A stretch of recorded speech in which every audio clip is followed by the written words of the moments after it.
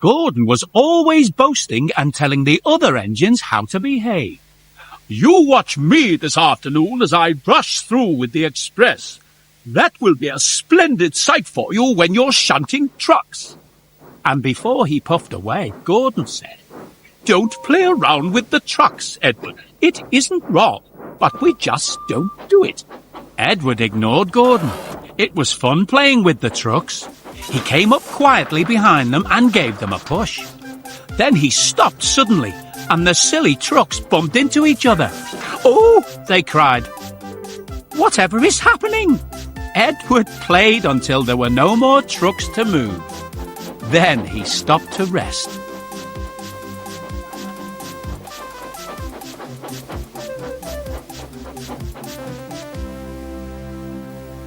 Suddenly, Edward heard a whistle.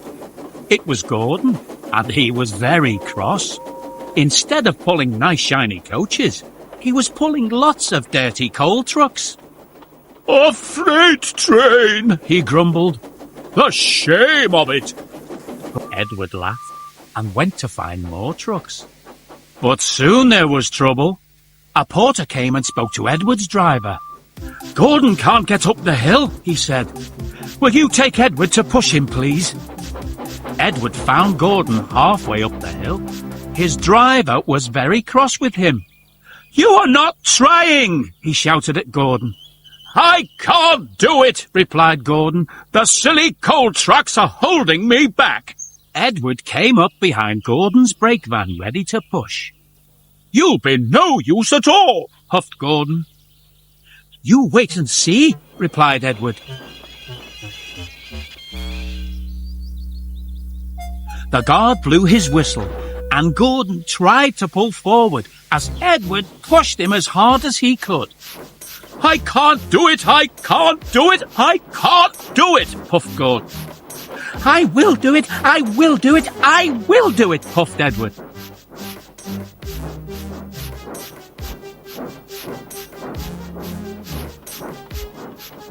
Edward pushed and puffed with all his strength, and before long, Gordon was at the top of the hill.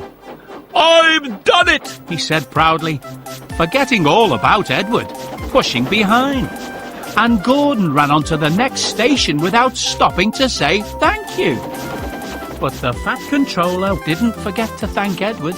The next day, he was given a beautiful coat of blue paint with red stripes. Now it was Henry's turn. "Henry whistles too much," said Gordon. "Respectable engines don't whistle loudly at stations. It isn't wrong, but we just don't do it." Poor Henry felt sad. "Never mind," whispered Percy. "I like your whistling." The next morning, as Gordon left the shed, he called to Henry. "Goodbye, Henry. Be sure and remember what I said about whistling." Later that day, Henry took a slow train to Edward's station. "Hello, Henry," said Edward. "I was pleased to hear your happy whistle yesterday." "Thank you, Edward," smiled Henry. "Shh, can you hear something?" Edward listened. Far away, but getting louder and louder, was the sound of an engine's whistle. It was Gordon.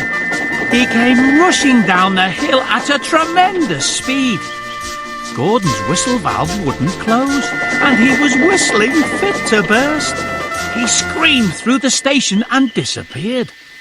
"Well," said Edward, looking at Henry, "it isn't wrong, but we just don't do it," chuckled Henry. Meanwhile, Gordon screeched along the line. People came out of their houses, fire engines set off to find the fire, and shoppers dropped their packages in shock. The noise was awful. Porters and passengers held their ears. The Fat Controller held his ears too. "Take him away," he bellowed, "and stop that noise." Still whistling, Gordon puffed sadly away.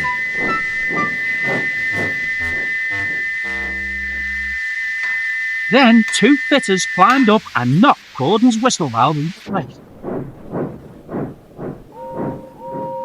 Later that evening, The other engines came back. "It isn't wrong," murmured Henry, "but we just don't do it." And all the engines laughed, except for Gordon. From then on, Gordon was a much quieter, humbler engine. Well, for a few days anyway.